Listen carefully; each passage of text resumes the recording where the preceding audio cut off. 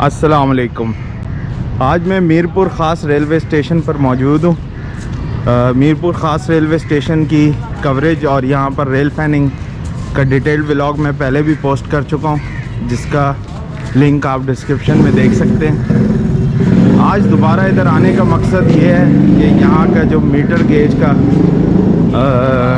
Gauge की line इधर पहले चलती थी, उसके जो अबेंडन लोको शेड है उसका आपको विज़िट कराऊं। यहाँ की मुख्तसर सी हिस्ट्री में आपको बताता चलूँ। 1892 में हैदराबाद से लेकर मीरपुर ख़ास और फिर शादीपली रेलवे स्टेशन तक ब्रॉड गेज लाइन का इफ्तिताह हुआ था, और उसके बाद 1901 में शादीपली से लेकर खोखरापार, मुनाबाव और फिर आगे जोधपुर तक, जो करंटली इंडिया में है जोधपुर, वहाँ तक जो है मीटर गेज लाइन का संग बुनियाद रखा गया। और फिर ये मीटर गेज लाइन चलती रही और 2006 में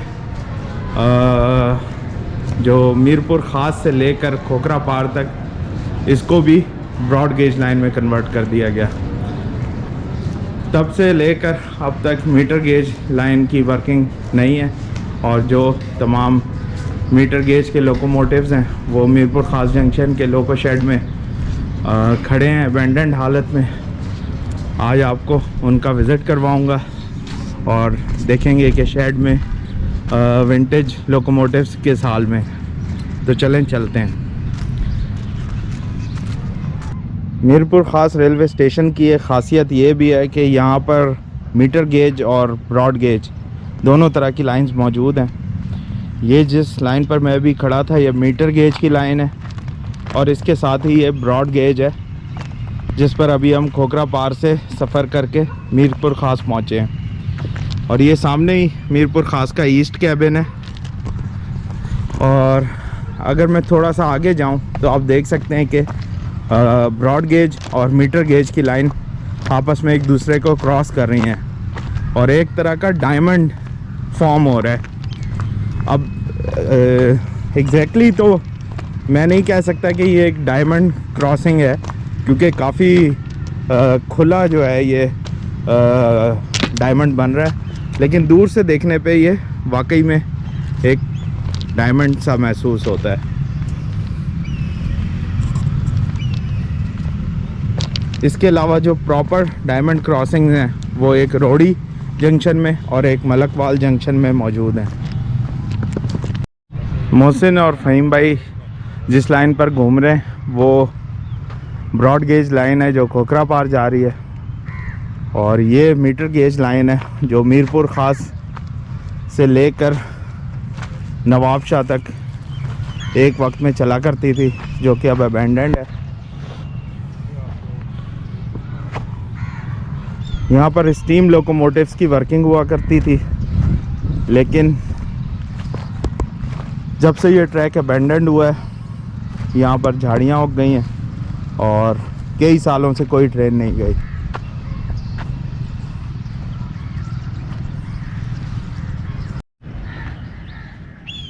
काफ़ी वॉक करते हुए हम जो हैं वो मीरपुर ख़ास जंक्शन के लोको शेड के पास पहुँच चुके हैं। ये मीटर गेज का लोकोमोटिव टर्न टेबल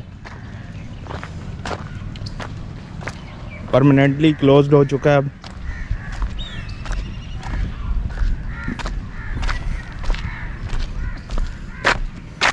और काफ़ी मखदूस हालत में है।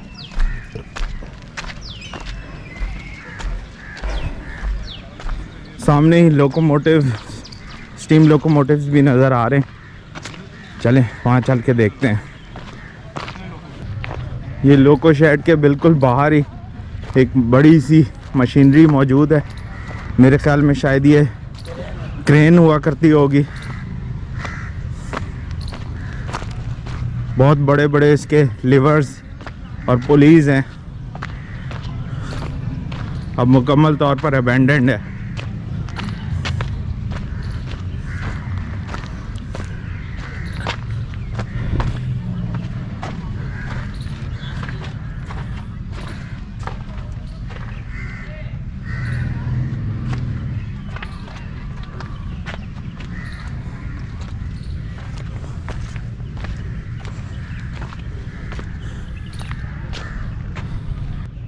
मीटर गेज स्टीम लोकोमोटिव के पास हम पहुंच गए।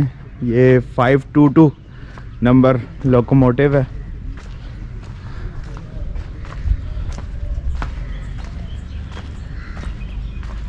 दो हिस्सों में ये लोकोमोटिव होता है। एक हिस्से में वाटर टैंक, ये पीछे वाला, और दूसरा हिस्सा आगे का ये बर्नर, जहाँ पे ये स्टीम पैदा होती है और उसकी पावर से लोकोमोटिव चलता है। मीटर गेज सेक्शन बंद होने के बाद ये लोकोमोटिव सब अबेंडेंड है और यहाँ के लोको शेड में आराम कर रहे हैं। ये लोकोमोटिव्स पाकिस्तान रेलवेज़ का एसेट हैं और वो कि अभी इस्तेमाल में नहीं, लेकिन फिर भी इनको रेनोवेट रिहेबिलिटेट करके और म्यूज़ियम्स, रेलवे म्यूज़ियम्स वगैरह में इस्तेमाल किया जा सकता है।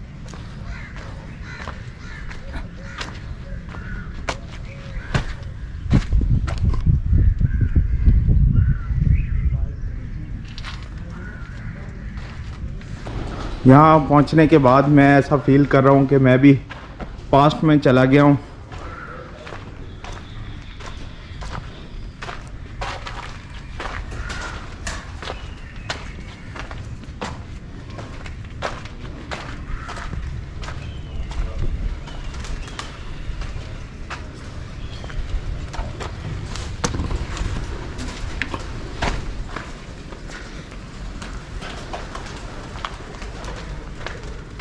शेड की जो छत है वो टूट फूट का शिकार है।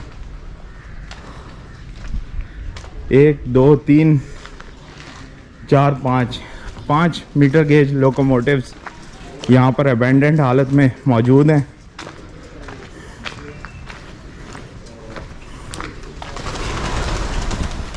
कबूतरों ने बसेरा किया हुआ है और यहाँ से उड़ान भरते हैं। चलें एक लोकोमोटिव में अंदर चल के देखते हैं।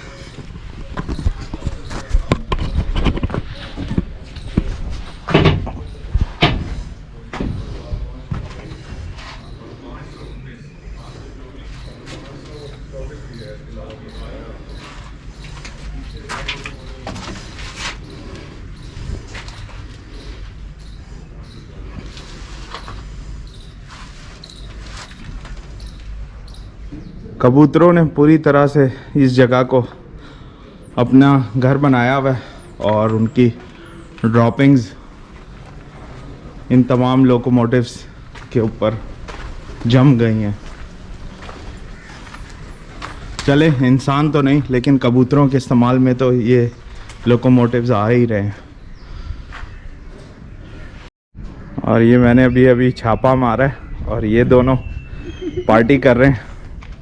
यार तुम लोग अकेले पी रहे हो हैं, मुझे पूछा भी नहीं। आप इंजन में थे, आप अकेले थोड़ी हैं यार, इतने बड़े बड़े लोगों खड़े हुए हैं यहाँ पे, तो थोड़ा लोगों से गपशप भी लगा रहे थे और मैंने कहा थोड़ी सी एंजॉय भी हो जाए ड्रिंक। मेरी किधर है? आपकी देते हैं अभी। अच्छा, गिलास असल में 2 है ना, मसला ये है। सही। इस वक्त मेरे दोनों अतराफ में जो विंटेज कोचेज़ हैं वो मौजूद हैं। एक तरफ जो है ये इंजीनियरिंग वैन है और दूसरी तरफ ये मेडिकल वैन है।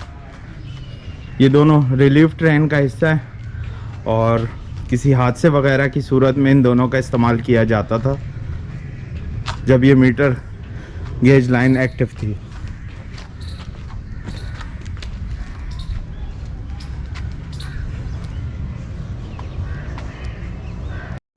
ये एक बड़ी यूनिक सी चीज़ है और इसे आप ठेला कह लें उर्दू में या हैंड ट्रॉली। ये कभी कोई डिरेलमेंट वगैरह इधर करीब में हो जाती थी तो इस पर जैक, हाइड्रोलिक जैक वगैरह रखकर जो है हाथ से धक्का लगाते हुए लेके जाते थे।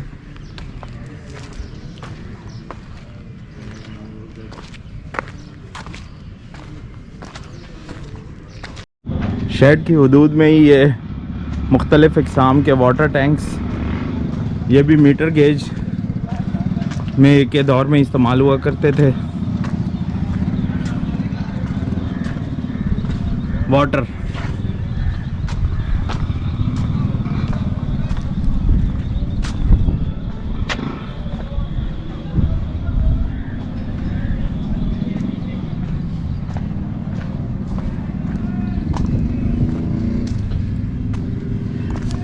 और ये कपलिंग आप चेक करें, मीटर गेज के दौर में ये वाली कपलिंग भी मौजूद थी।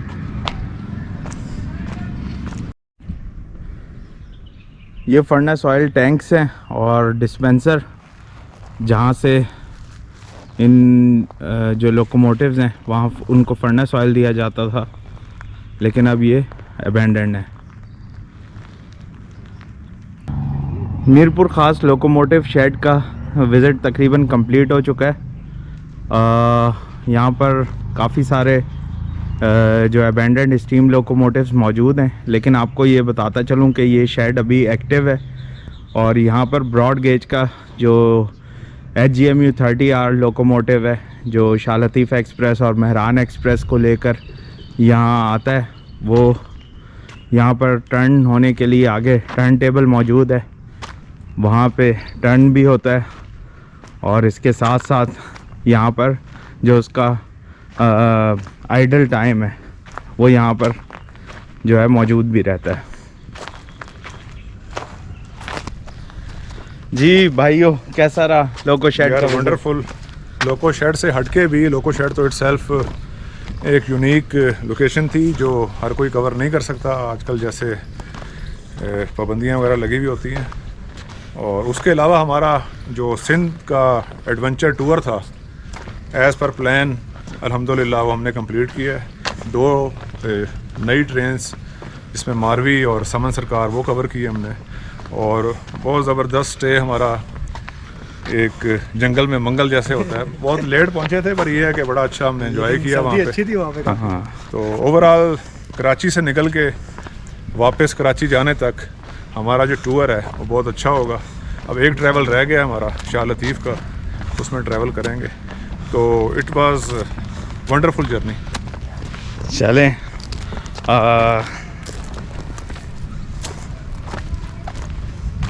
Bye bye,